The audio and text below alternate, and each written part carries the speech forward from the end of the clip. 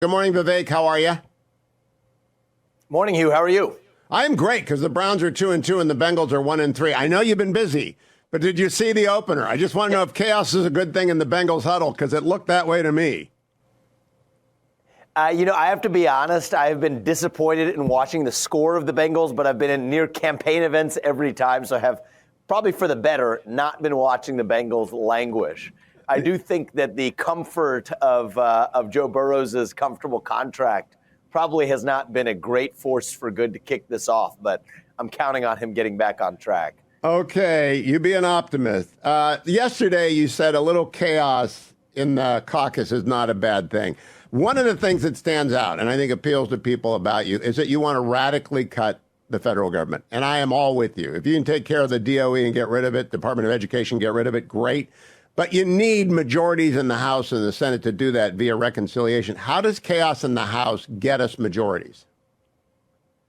Well, I want to say two things about that, Hugh, because you did make an assertion there that I have a different point of view on about actually the executive's power under limited circumstances to shut down redundant government agencies. I gave an extensive speech at the AFPI about this a few weeks ago in Washington, D.C., and I can come back to that.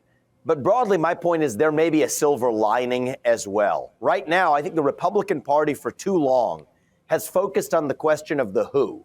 Donald Trump or somebody else, Kevin McCarthy or somebody else, heck, Ronna McDaniel or somebody else. There was a period of that too.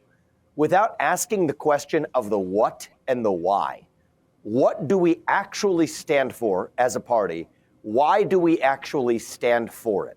And I think if we answer those questions with clarity, then the question of the who becomes that much clearer in every one of those positions. And so what I see in these personnel disputes that frequently are popping up in the Republican Party is that they're symptoms of a deeper disagreement or sense of being lost about what this party stands for and ought to stand for. So I think we should talk more about the $33 trillion national deficit, how big we want the national debt, how big we want the administrative state actually to be. Do we believe in incremental reform or do we believe in large-scale shutdown? For my part, I've offered a clear plan for how to, A, reduce the federal employee headcount by 75%, how to use executive authority to do it. One of the limitations that they said limited Trump was the civil service protections, which say you can't fire individual civil servants. That's true, but reading the law carefully, those limitations do not apply to mass layoffs. They say the president typically can't shut down government agencies. That's true, but under limited circumstances, the president can, looking at certain unexpired sections of the 1977 Reorganization Act that say if it's to promote economy or to promote efficiency or to reduce redundant government agencies, then under those limited circumstances, the president does have the authority to shut down redundant government agencies. And so I've offered detail, I think, at a level that is probably unprecedented in recent history, and how we're going to shut down and reorganize that administrative state. That, I think, needs to be the top priority. Other Republicans may feel differently, so be it. But let's have the debate on the substance. And then I think once we've aligned on what our agenda actually is, what we stand for, the what and the why, I think we'll stop bickering so much over the who. And that's where I'm coming from. Now, Vivek, it's an interview, not a debate, but I have to note for the audience, I don't agree with your interpretation of the statute. I was general counsel and director of the Office of Personnel Management under Ronald Reagan, and I know the authorities of the 1978 Civil Service Reform Act, and you cannot do what you propose to do, but that's your argument. You can make the argument. I don't want to have an argument with you. I want to get to the thing that you didn't get to answer. I want to get to the debate, the last debate. They were very unfair to you. Because I want to quote here, Tim Scott said you were just in business with the CCP. Governor DeSantis said everyone knew you did business in China. Nikki Haley said everyone knew that you had ended your relationship right before you ran. Would you lay out in detail and take as much time as you want the business relationship between your companies and Chinese companies? Yeah, absolutely. And I do think that I was also disappointed in the way that debate was handled. I mean, really, I don't think it served the viewers or voters of this country to have four people from both sides piling on during, particularly ended up being a lot during my speaking time, where the viewers can't even discern what four different people are saying, shouting like children. And so I appreciate the chance to have a civil discussion. I actually did refer to this in my first book, Woke Inc. My views, I got to my views in part as a product of, I would think most people do, as a product of their experiences. So in my first business, Roivant, the company that I founded, led a business that opened a subsidiary in China at a time when other pharmaceutical companies, technology companies, heck, most major American businesses were expanding into the Chinese market because that was viewed as a potential new market opportunity. However, unlike those other businesses, I quickly realized that there were serious limitations to doing business in China. And in my time as executive chairman at Roivant, led Roivant out of China as the risks of doing business in China became more apparent. Then when I started my next business, and I became probably, you could look at the Fox News to TV hits for the last several years, became probably the most outspoken critic of companies expanding into business in China and the U.S. government's policies on it, probably of any major CEO in this country. Then when I went on to found my next business, Strive, to compete directly with the likes of BlackRock, State Street, and Vanguard in the asset management space, I made a day one commitment that no major U.S. asset manager has made to say that we would never do business in China, because I believe that you cannot be a good fiduciary as an asset manager if you have the boot of the CCP on your neck. You can't vote your proxies for U.S. shareholders in ways that don't take that business interest into account. Take BlackRock. They actually expanded into the Chinese market with their mutual fund business, but only after, and the Wall Street Journal documented this, they effectively did a lot of informal lobbying for favorable listing standards for Chinese companies in the U.S. I didn't want to face that, and that's exactly why when I started Strive, we made that unique commitment that we wouldn't do business in China. And no, so Vivek, I want to go back, though. My insight. And I want to just point out one more thing since you mentioned this. It is a special irony that many of those other governors, Nikki Haley included, have courted Chinese companies to make investments in their own states. In Nikki Haley's case, calling China our great friend during her time as UN ambassador. So I think it's rank hypocrisy amongst a class of professional politicians. I wouldn't expect much more of people who've grown up in traditional politics, but that's the truth of the matter. But in any case, I think we should be having a legitimate debate on the substance rather than devolving into cheap personal attacks, which is what I tried to do on that debate. And that's why I want to go back to facts, Vivek. Roivant entered into something in 2014 called CITIPE, an arm of the Chinese government. Subsequently, you started a new company, Sinovant, with them, and then Cytovant with them. Did you go to Beijing during this period, 2017, 2018? Were you there? I spoke at a conference there. I went there a couple of times, just like many American CEOs. Give us the details, if you will, of how much time you spent in Beijing and how much money went into these two subsidiaries. Sure. So, I mean, this is dated back a while ago, Hugh, and so I don't have the exact. I know we're not going to hold you to it. You're not going to get sued by the SEC. Yeah. Okay. Yeah, but and I'm not part of the business anymore either. And so, people can, if they want to speak on behalf of the business, talk to the business. I'm not tied to them. But when I was CEO, yes, we went and explored opportunity to see every major pharma company was talking about the frontiers of China. Same for other technology companies and other industries. For Roivant, it was no different. Opened a subsidiary to develop drugs for the Chinese market, just as we were in other geographies. But in China, there were supposedly reforms to allow companies to more sensibly develop drugs, actually took investment from local Chinese venture capital. Pretty much like everybody else who would come inbound to the Chinese market, you do it through JVs. Whatever the industry is, pharma included, that's how it's worked. I spoke at a conference in Beijing. They wanted my perspectives from the West. I gave that to them. I think it was in Beijing or Shanghai. I don't remember. Made a couple of trips. And you know what? You put somebody who was a developer, I think from Novartis, was the lead person who had worked at Novartis and Roche and a number of other companies in China, said put that person in charge of developing these medicines. Now, the reality is things didn't actually prove all that promising. I mean, there was a lot of regulatory red tape. There were a lot of reasons it was unattractive to do business there. The company never ended up making any profit from those Chinese subsidiaries.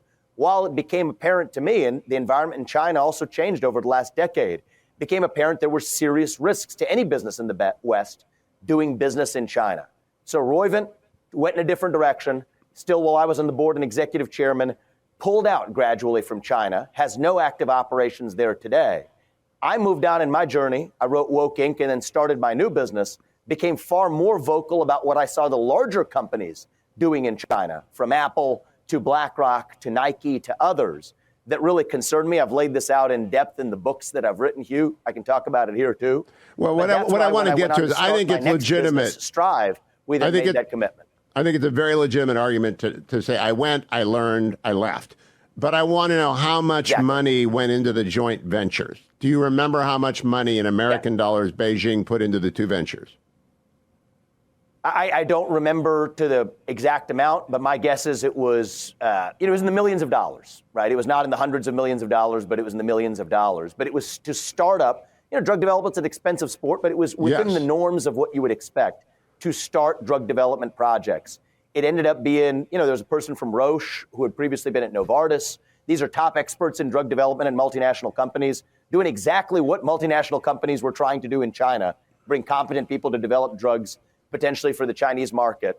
And you know what? It turned out to be a bad idea for a lot of reasons. And I did what many other American CEOs didn't do in leading that business to close its Chinese operations during my time as executive chairman. Then, when I started my next business, made a clear decision based on my experiences. It's exactly how you would want leaders to lead, I think, Hugh, is learn from those agree with that. Last question on Beijing. Contrary. Were you aware at the time that you went, businessmen often aren't, of the surveillance apparatus and the ability to hack, bug, and put malware into everything you walk around with and carry with you for the rest of your days? Were you aware of that? I was not as aware of it as I should have been, Hugh. But the truth is, I learned from my experiences. Over time, traveling to China, we would take different phones and laptops just for, by the second trip I went there, that was one of the eye-opening experiences for me too, in realizing the depth of those risks. I hadn't been focused on China, but I did learn over time about the risks of doing business there. And I think that those are risks that American businesses should not take. And more importantly, the U.S. government needs to recognize that U.S. businesses in many cases are vulnerable in ways that leave Americans vulnerable. When I read about that brings me to Airbnb Hunter Biden. Those years. That brings me to Hunter Biden. One of the problems with the Hunter Biden traveling with the then vice president to China is that he's compromised, and people believe that. Do you believe, even though you may not have heard from them, that there's anything you said or did in your trips to China, I gather at least two, that compromise you in any way being president of the United States? Absolutely not. And I think the difference with Hunter Biden is he was selling off his family name to, that was, I think, corruption of a high rank order. The fact of the matter is many U.S. business, pretty much every major U.S. business leader, Hugh, has traveled to China in some way. And some of them may have made promises to the CCP as conditions for being able to do business there. I was just bringing up Airbnb, who hands over U.S. user data as a condition for expanding to the Chinese market. In my case, we started to expand and look at whether we wanted to develop drugs in China, ended up being flashing red signs everywhere. Couple of years later, exited the Chinese market and made commitments never to go back. That's exactly how I did it. And yes, I do believe I have a deeper understanding of this than most traditional politicians. And it's why I have been, quite likely, Hugh, you can look at my track record on this in the last few years, the most vocally outspoken CEO in the U.S. about the risks of doing business in China. I think that's fair. That's fair. I want to move to TikTok. Again, you got talked over. The debate rules I did not particularly care for. The RNC doesn't run the debate rules. The hosts run the debate rules. You got talked over. Something about a TikTok video. I am on the war path against TikTok and have been for 4 years. It should not be allowed in the United States. It ought to have been banned. I lobbied Secretary Pompeo. They almost got it done. Why are you using TikTok, Vivek? So I've actually been, first of all, as a policy matter, very clear that kids under the age of 16 should not be using algorithmic addictive social media. And so I have strong views on this that overlap with yours, Hugh, and I've been vocal about that. But I also have a radical idea for the Republican Party. We have to win elections within the system that we have in order to have a chance of implementing those policies. And so, yes, initially my view was stay away from this platform for all kinds of reasons. But then you look at the fact that Democrats are winning the youth vote 3-1. Many young people across this country, like it or not, young voters are on TikTok. You also look at the Chinese version of TikTok. What are they doing? They're actually over there teaching math and engineering. Here it's really crap content that permeates TikTok.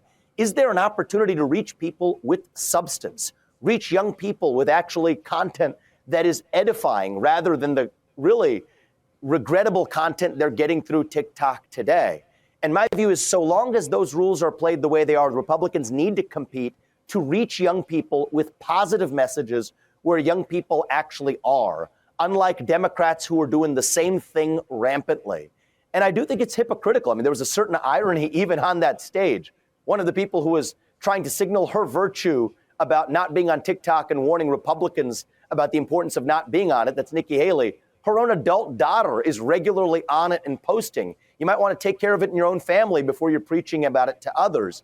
But it just highlights the way in which, yes, we have some real issues in the country. But if we want to fix that country, we're going to have to reach young voters where they are, convince them of the merits of our ideas.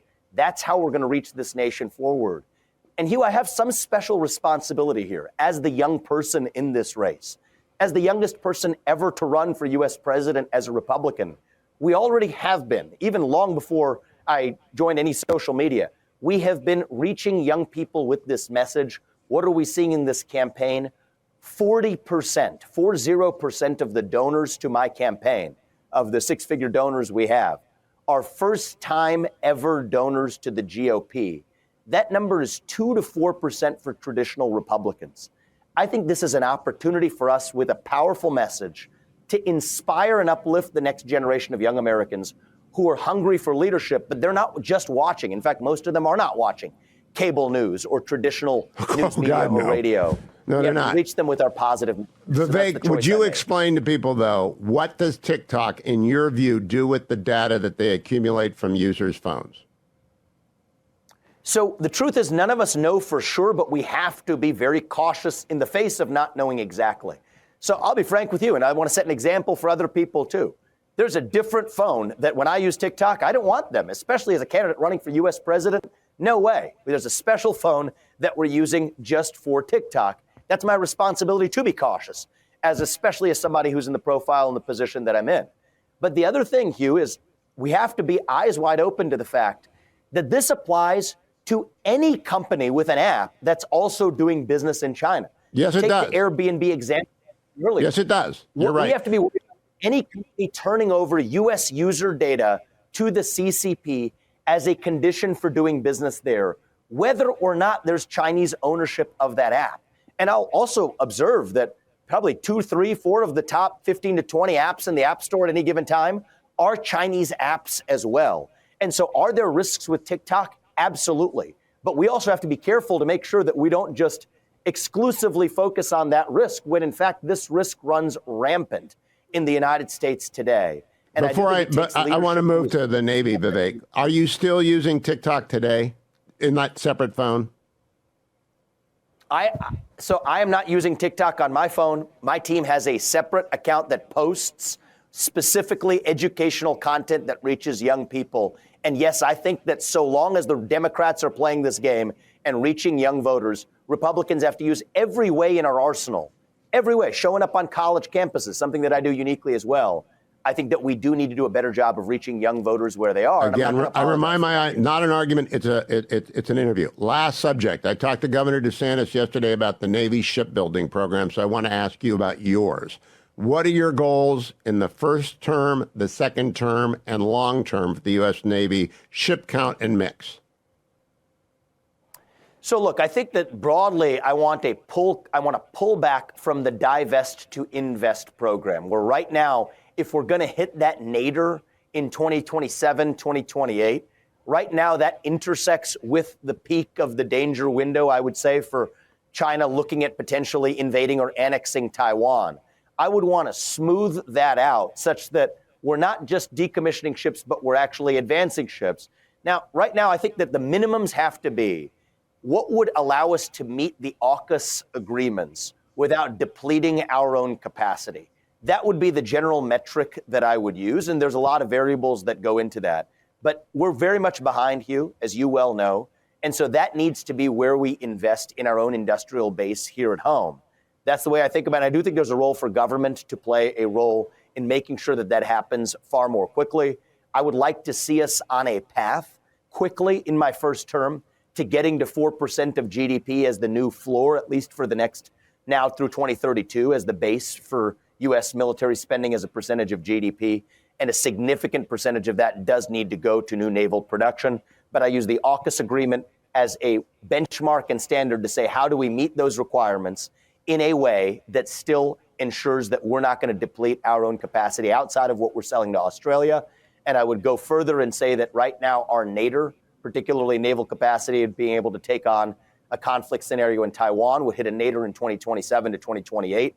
I want to make sure that that nadir is pushed out significantly in time by ramping up production and also slowing down the pace of decommissioning ships in the South China Sea. So that's broadly. So Vivek, I know about AUKUS, but I don't think it gives us a ship count. Have you nailed down a ship count and ship mix yet? I'm not going to give you a ship count and ship mix. I'm giving you the broad principles, though, that we will bring to bear as we look, and frankly, take the full look at the picture as I take over as Commander-in-Chief as well. But broadly speaking, here are the issues that I see, and the plan is going to be tailored to addressing them. The nadir can't be in 2027 to 2028, as it is with the Divest to Invest program today. And I think that when we enter agreements like AUKUS, committing ourselves to sell certain submarines to Australia, we can't be in a position where we're depleting that capacity. The rate limiter is naval production capacity here in the United States, shipbuilding capacity, and broadly, it is a high priority for me to increase our overall military budget as a percentage of GDP to fill that gap. That's where I was going. And we're going to You're right. We don't have the defense industrial base. Governor DeSantis said that yesterday. Where do you think we can expand shipyard capacity quickly? I think we can do it in, frankly, all of the areas where we already have it today, but also pick new areas, coastal areas as well. I mean, to think about Virginia, think about California. Yes, let's double down in areas where we can excess build that capacity. But I also think that we can look at opportunities to bring an industrial base to this country where we might need actual capacity that can, I wouldn't use this as a form of economic protectionism, but can also be a source of putting people back to work and even stimulating the economy here at home. I mean, look at so that brings me back to where we yesterday. began. And I'm not going to take you long because your staff was mad at me the last time I took you long. So we got 4 minutes. Chaos in the House will not get you shipbuilding capacity or a defense appropriation. You have to have Congress work. How are you going to get to majorities if the Republicans in the House think chaos is a good strategy? Do you think what Matt Gaetz did advanced the national security of the United States? I don't think that it long run advances the national security of the United States to not have a speaker in the House. But I do believe in trying to find the silver lining in every opportunity that we're dealt. And so if this spawns, as I hope it does, a serious discussion in the Republican Party, for example, I'll get into one specific detail where I'd like to hopefully see the discussion go, Hugh, is separate the debate about funding Ukraine. And you and I have had that discussion before. Right. Asked and answered. What is an urgent need to shore up our own reserves and capacity for defense here at home, our own stockpiles, our own defense industrial base, our shipbuilding capacity. Let's separate those discussions. And I think we can find far more unity in the Republican Party if we don't commingle those issues. So what I want to talk about is the what. What's important? Protecting the homeland right now is vitally important. We are badly behind on missile defenses, cyber defenses, super EMP attack defenses. Think about basic defense of our border. And yes, think about our defense industrial base, which, by the way, to tie this to an earlier discussion we had, depends on China to build F-35s or anything else in this country. It is ridiculous that we depend on our adversary to do it. I think if we see the issue with that clarity, rather than commingling it in large combined bills that tie that to spending to Ukraine, then I think we can find common ground and consensus in the Republican Party, within the Republican Party, where even if there's diverse views on Ukraine, we can actually find commonality on what is actually most vitally important to protect our own defenses here at home, to fortify our own defenses here at home. Last question, Vivek. That's part of the path for how we rebuild a majority with consensus that governs and, most importantly, protects the homeland and our own industrial base here. I have 2 minutes, and you can take as long as you want on this last question. It's the most commonly posed question to me by texters about you. If you think Donald Trump is the best president of the 21st century, why are you running it? These are obviously Trump supporters. They want to know why you're draining an already major lead away from Donald Trump. How do you answer that, Vivek? Why run against Trump if he was such a good president? So I do think he's a good president on the facts. He kept us out of war, and he's also a president who saw an oversaw a very successful economy. I have to acknowledge that, and I think it's a mistake that the other candidates aren't. However, I have something that he doesn't. I'm young. I have fresh legs. I'm 38 years old. I believe it will take somebody whose best days in life are still yet ahead, and I hope that's true for me. I don't take that for granted. But I think it will take somebody whose best days in life are still yet ahead to see a country whose best days are still ahead of itself. And Hugh, because I'm a member of a different generation, I think I can reach the next generation who is badly lost in the United States today. Young people are in search of purpose and meaning, hungering to be part of something bigger than themselves, yet cannot even answer what it means to be an American. And yes, I believe I can reach that next generation. 60% of young Americans say they would sooner give up their right to vote than to give up their access to TikTok. 25% recruitment deficit in the U.S. military just last year. Less than 16% of Gen Z says they're even proud to be an American. When I look at that next generation, my two sons and their generation, who is best equipped to reach them? I think that's me, Hugh. That's my responsibility. I think that's the most important responsibility, actually, of the next president over the next 8 years in office, is reviving that national identity, that sense of national character, national pride in the next generation. And yes, because I am a member of a different generation, because I am a millennial, I have a responsibility and an ability to do that. You look at how we're doing it on this campaign already. That's the example I want to set. And what I'll tell everybody in the country who's looking at supporting me is this. When I'm in that office, I think it's been a long time since we've had a president who we can look our kids in the eye and tell them, I want you to grow up and be like him. That's the standard I want you to hold me to. As the father of two young sons, when I leave office in January 2033, my two sons won't even yet be in high school. So yes, I think about not what I want to say on day one as the destination. My destination is January 2033 when I leave office after 2 terms. All the things I want to do, from shutting down the administrative state to growing the economy to declaring economic independence from China. Yes, those are things I want to get done. But the most important thing I want to do, I want to say what Reagan said when he left office in January of 1989, that we revived a national character that we now lack in this country today. And reaching and inspiring and motivating young people is a key part of reviving that national character. And so because I have fresh legs, I think I am the best positioned candidate in this field to do it, even though I will honor Donald Trump and his legacy at every step of the way, because that's the right thing to do. That's how we reunite this party, and that's how we reunite this country. The website is Vivek 2024. Thank you for spending. You went 2 minutes over, Vivek, but that's not my. You did that. I didn't do that. Thank you, Vivek. Keep coming back. Thank you, Hugh. I appreciate it. Thank you.